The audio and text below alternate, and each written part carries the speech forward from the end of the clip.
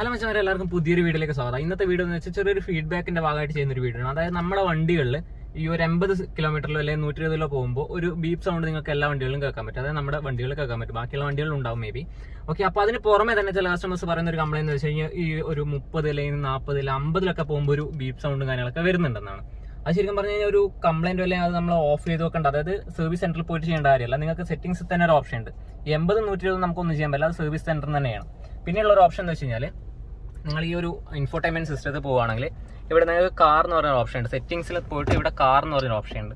ഈ ഒരു കാറിന്റെ ടയർ എന്ന് പറയുന്ന ഓപ്ഷനിൽ പോവുകയാണെങ്കിൽ നിങ്ങൾക്ക് ഇവിടെ എന്താ പറയുക, സ്പീഡ് വാർണിംഗ് അതുപോലെ തന്നെ വിന്റർ ടയർ എന്ന് പറയുന്ന ഓപ്ഷൻ കൊടുത്തിട്ടുണ്ട്.